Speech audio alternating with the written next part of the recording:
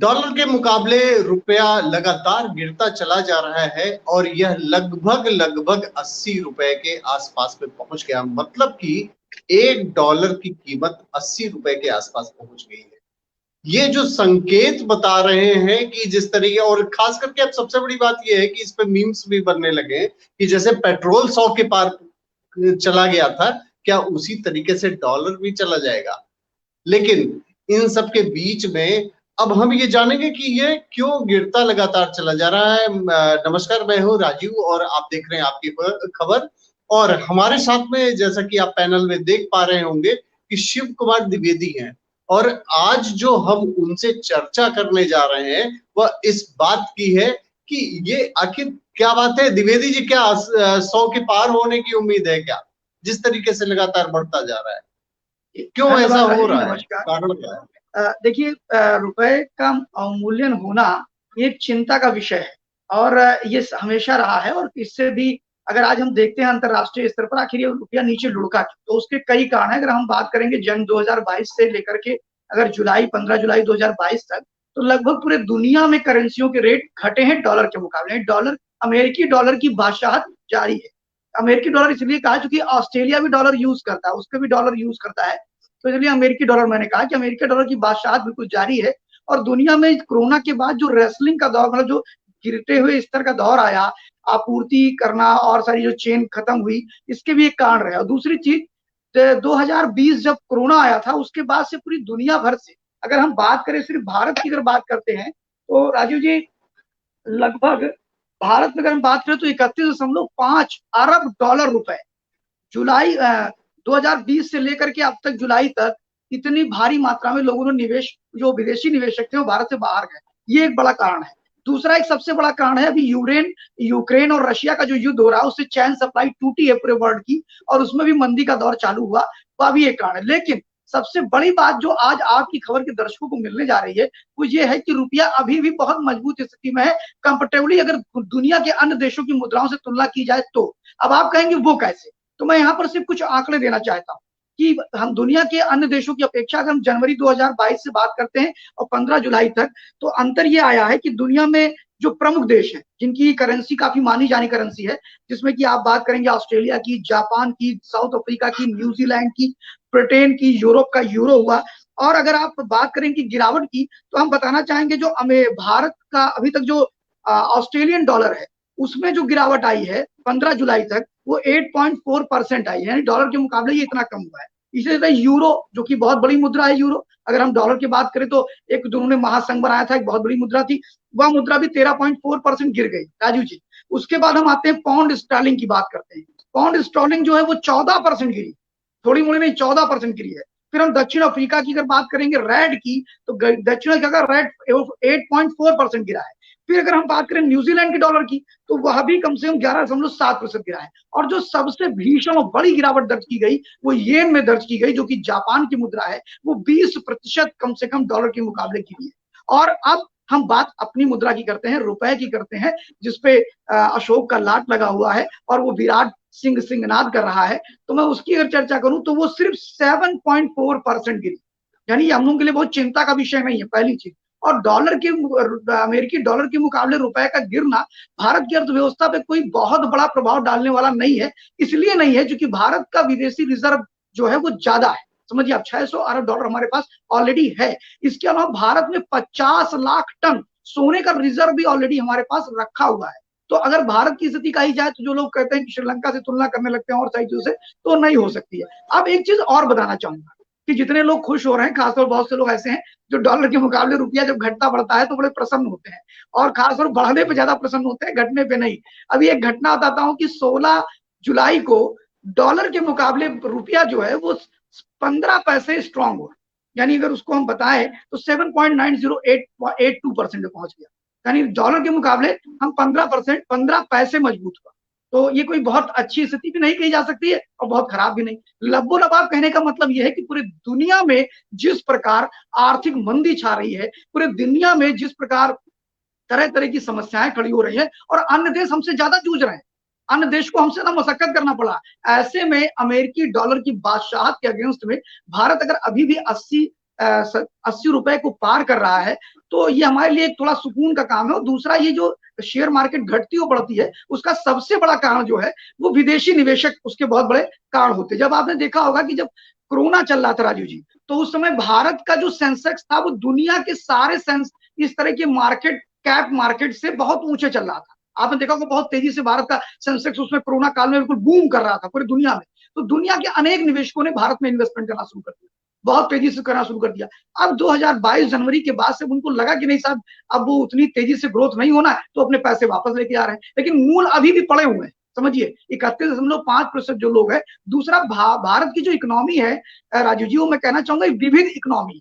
जैसे अभी आप मैं बात करूं बांग्लादेश की बात करूं, पाकिस्तान की बात करूं, श्रीलंका की बात करूं, और अन्य छोटे देशों की बात करूं, नेपाल की बात करूं, भूटान की बात करूं, तो उनकी इकोनॉमी का जो सबसे बड़ा स्रोत है वो पर्यटन है खाली, समझिए आप। और छोटे मोटे थोड़े बहुत उद्योग है। भारत के अंदर ऐसा नहीं है, भारत में पर्यटन का भी बहुत बड़ा माहौल तैयार है।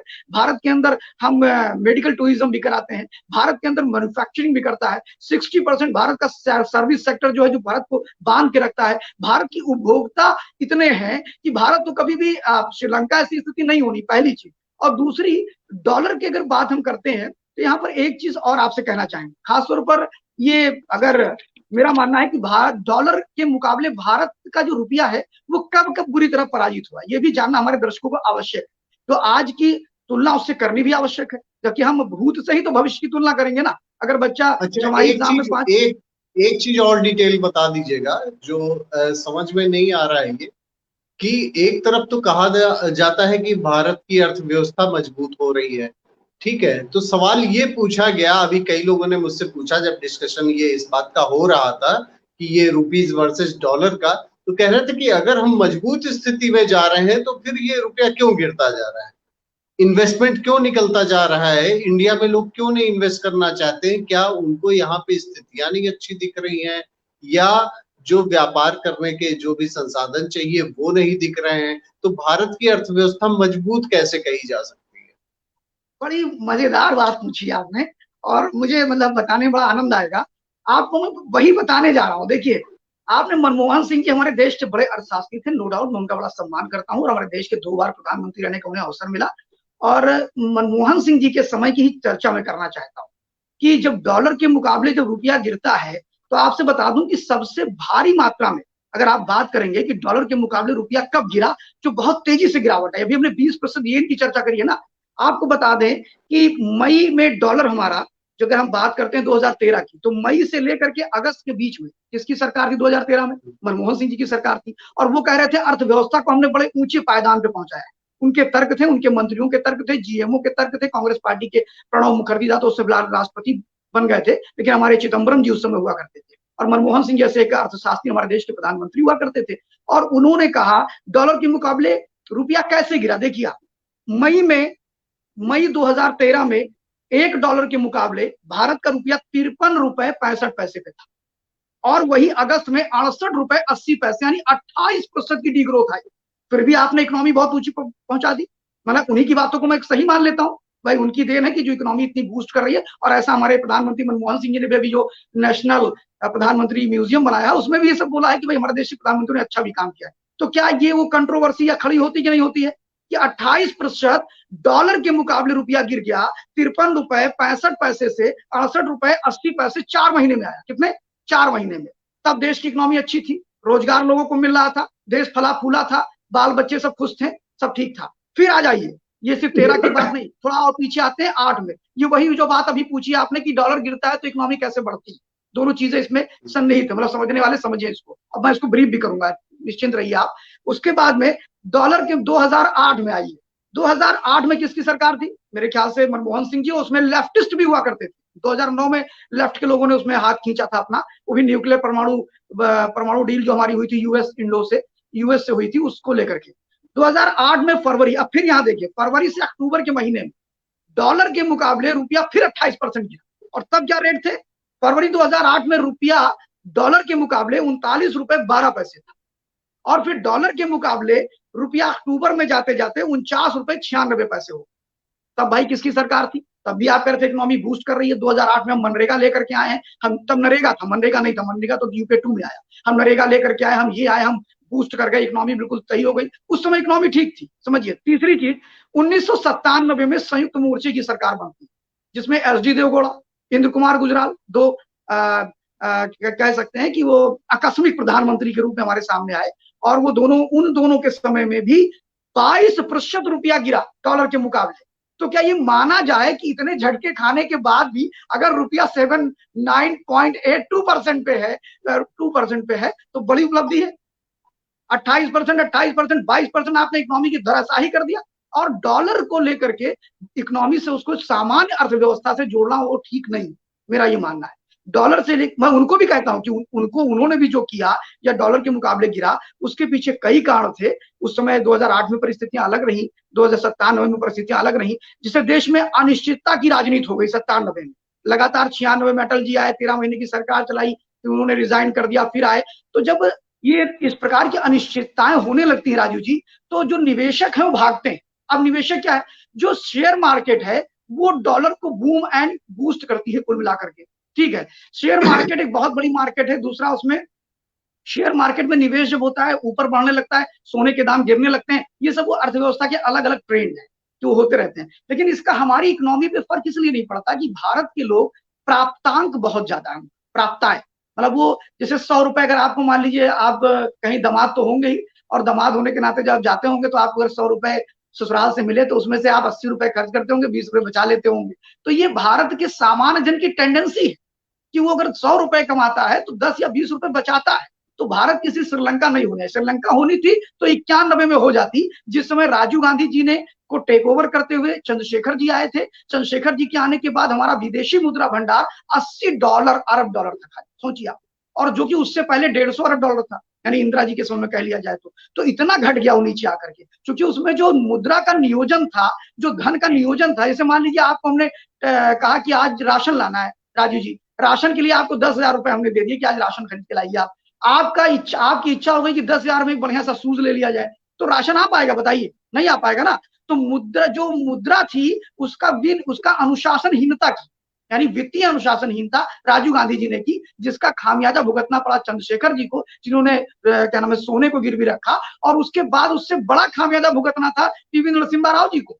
मैं बार बार प्रणाम करता हूं कि इस देश में एक ऐसा प्रधानमंत्री आया जिसने भारत को श्रीलंका बनने से बचा लिया। मात्र 21 दिन का हमारे पास पैसा था भारत की अर्थव्यवस्था को चलाने के लिए, सरकारी गाड़ियों को चलाने के लिए, वेतन देने के लिए। और ऐसी परिस्थिति में मैं एक छोटा सा उदाहरण दूंगा अगर आपके पास समय हो। एक महेश चंद्र शर्मा है जो कि एक एकात्म मानव दर्शन सोच संस्थान चलाते हैं दिल्ली में, और वो पहले बीजेपी के प्रदेश अध्यक्ष रहे राजस्थान के, उस समय बड़े नेता हुआ करते थे और नरसिम्हा राव जी के बड़े परम मित्र हुआ करते। मैं उन्हीं की बातों से बता रहा हूँ, मैंने उनसे बात किया था उसके। तो उन्होंने कहा महेश चंद्र शर्मा जी ने कि जब पीवी नरसिम्हा राव जी आए तो स्वदेशी मूवमेंट भी उसी समय चला। स्वदेशी जागरण मंच जो संघ का है वो 90-91 में ही बना था राजीव जी। और उसने कहा कि विदेशी वस्तुओं को नहीं आने देंगे, बड़ा बड़ा आंदोलन करा शुरू किया। तो आपको ध्यान होगा कि 1977 में जब भारतीय जनता पार्टी बनी थी, और जिसमें भारतीय जनता पार्टी जो वर्तमान है उसके घटक दल अटल बिहारी वाजपेयी भी उसमें थे, उस दल में, तो उन्होंने कोको कोला पे बैन लगाया था। किसने? जॉर्ज फर्नांडिस, समझिए। तो जॉर्ज फर्नांडिस ने बहुत तेज से, और 76-77 में कोको कोला बंद हुआ, और 91 में हमारी आर्थिक स्थिति कमजोर हुई और पीवी नरसिम्हा राव जी ने कोको कोला को एंट्री दिया, मैकडोनाल्ड को एंट्री दिया। आज आप पिज्जा हट और ये सब देख रहे हैं, 91 में आ चुके थे भैया ये सब। 91 में जी ग्लोबलाइजेशन, प्राइवेटाइजेशन, लिबरलाइजेशन, जीपीटी भी उसी समय आया। जो आप कह रहे हो निजीकरण हो रहा, सब हो रहा, अगर ये ना होता तो आज देश श्रीलंका के कगार पे होता, और वो 91 में ही होता। अब भारत फिलहाल ऐसे किसी संकट से जूझ नहीं रहा। और डॉलर को लेकर के निश्चित तौर पर डॉलर, अब एक समय था कि एक 4 रुपए के बराबर एक डॉलर हुआ करता था। लोग बताते 1948, मतलब 48 के समय में। तो वो गिरा, तो उसको कहीं ना कहीं हमारी आर्थिक नीतियां, और आर्थिक नीतियां भी जिम्मेदार रही ना, पिछली सरकारों की आर्थिक नीतियां जिम्मेदार रही। और डॉलर को लेकर के इतना जी, सुधरने की उम्मीद क्या है? कैसे सुधर सकता है? नहीं, क्या होगा सुधरेगा? नहीं, देखिए, अब इस डॉलर को लेकर के कोई भविष्यवाणी इसलिए नहीं कर सकता है क्योंकि डॉलर पूरी तरह से डिपेंड होता है हमारी इकोनॉमिक पॉलिसी में, शेयर मार्केट पे डिपेंड करता है। दूसरा, डॉलर डिपेंड करता है हमारे गोल्ड रिजर्व पे डिपेंड करता है। गोल्ड रिजर्व हमारा कितना है भारत सरकार के पास, प्लस विदेशी मुद्रा भंडार हमारे पास कितना है, इन 3 बातों पे डिपेंड करता है। ये 3 बातें कहां से आती है? ये हमारी अर्थव्यवस्था से आती है। आज आप देखते होंगे अब छोटे छोटे शहरों में भी लोग शेयर में पैसा लगा रहे हैं, आईपीओ परचेज कर रहे हैं, काम कर रहे हैं, ठीक है। तो अब जो अर्थव्यवस्था का जो स्वरूप पहले था कि दिन भर मेहनत करो, कमाओ, खाओ, अब वो स्थिति तो है, लेकिन उसके बावजूद भी अगर हम देखें तो जिनके पास पैसा है, पैसे वाले लोग अब शेयर मार्केट में पैसा डाल रहे हैं, पूरी तरह से उसका ले रहे हैं। और आपको बताऊं कि शेयर मार्केट अगर इतना टिकाऊ अभी भी रहा, मतलब अभी भी स्थिति अगर उसकी बहुत कुछ अच्छी है, तो उसके पीछे, और अभी मैं क्यों कह रहा हूं ये बात अभी अभी, क्योंकि भारत की तुलना में अगर देखा जाए तो मैंने अभी एक आपको आंकड़ा दिया कि भारत बहुत कम डेफिसिट में जा रहा है डॉलर के, अमेरिकी डॉलर के मुकाबले रुपए, समझिए आप। इसके अलावा मैं कहना चाहूंगा कि जिस समय दुनिया की अर्थव्यवस्था गोते खा रहे, मतलब रूस यूक्रेन के युद्ध के बाद जो सप्लाई चेन खत्म हुई, यूरोप में आज हाहाकार मचा हुआ है, उनका मैन्युफैक्चरिंग डिस्टर्ब हो रहा है, उनके उत्पादन डिस्टर्ब हो रहे हैं। इसके अलावा वहां की स्थिति और भयावह हो रही है। आज अमेरिका में 300% महंगाई बढ़ी, भारत में 2 गुना बढ़ी, यानी 6.4% हमारी जो खुदरा महंगाई थी वो आज की डेट में बढ़ करके 11.2% पे पहुंच रही, समझिए आपको खुदरा कह रहे हैं, तो बिक्री कर वाली जो महंगाई है वो इतना बढ़ रही है। तो कहने का मतलब ये है कि भारत 2 गुने पे पड़ गया, महंगाई बढ़ रही है, लेकिन वहीं उनको 300% की महंगाई बढ़ रही है। कुछ लोग कहते क्या है, एक मित्र थे हमारे, उन्होंने तर्क दिया हमसे कि साहब वहां तो पैसा है इसलिए वो 300% ही बढ़ जाए तो अलग है। तो मैंने कहा ऐसा नहीं है, पैसा पैसा होता है, रुपया रुपया होता है, चाहे वो गरीब आदमी हो चाहे अमीर आदमी हो, सबको ज्यादा रुपए देने में खलता है, चाहे कोई भी हो, मैं हूं आप हो चाहे जो हो। अगर मान लीजिए आप बहुत बड़े आदमी हैं और उसके अभी और आपसे अगर 10 रुपए की जगह 20 रुपए लिए जाएंगे तो कष्ट तो आपको भी होगा ना। ऐसा तो है नहीं कि सिर्फ उसी गरीब आदमी को कष्ट होगा, बस शर्त यह है कि आप 20 रुपए की चीज लेने गए, वो 2 रुपए की चीज लेने गया, इतना अंतर आता है। तो आज दुनिया में जो इकोनॉमी का ट्रेंड चल रहा है, अभी आपने देखा कि यहाँ पर आपके दर्शकों को यही बताना चाहूंगा कि डॉलर को लेकर के बहुत संकट की स्थिति नहीं आने वाली है कि डॉलर गिरेगा बढ़ेगा चलता रहेगा। भारत की स्थिति ये और भी मजबूत इसलिए हो रही है, मैं बताना चाहता हूँ।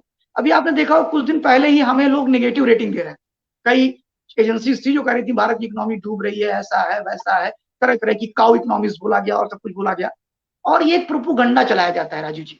अभी आप बहुत से यूट्यूब चैनल्स बन गए हैं और हर पक्ष के हैं, मतलब कुछ मोदी समर्थक पक्ष भी हैं, कुछ मोदी विरोधी पक्ष भी हैं। मैं ये नहीं कहता कि एक ही पक्ष, लेकिन मेरा मानना है कि कुछ तथ्यात्मक वार्ता ज्यादा अच्छी होती है। अभी एक ट्रेंड चलाया जा रहा है कि साहब चाइना हमारा शत्रु नहीं है, ऐसा है वैसा है, और चाइना की इकोनॉमी को मिला नहीं पाएंगे, ऐसा नहीं कर पाएंगे। ऐसा नहीं है, आज भारत की स्थिति अलग हो गई।